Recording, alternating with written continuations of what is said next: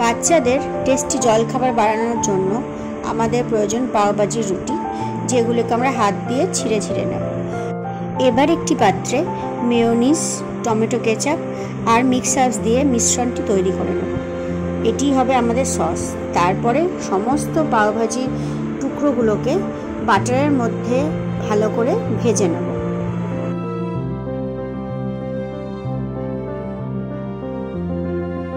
বেশ একটু ভাজা ভাজা হয়ে গেলে ওপর থেকে আবার সেই মিক্স হার্বস আর আমার আগে থেকে তৈরি করে রাখা মিশ্রণটি ভালো করে দিয়ে দেব, যাতে সম্পূর্ণ পাওভাজিটা কভার হয়ে যায়। এবার ওপর থেকে চিজ দিয়ে দেব। আমি এখানে স্লাইস চিজ দিয়েছি, চাইলে মোজারেলা চিজও দেওয়া যেতে পারে।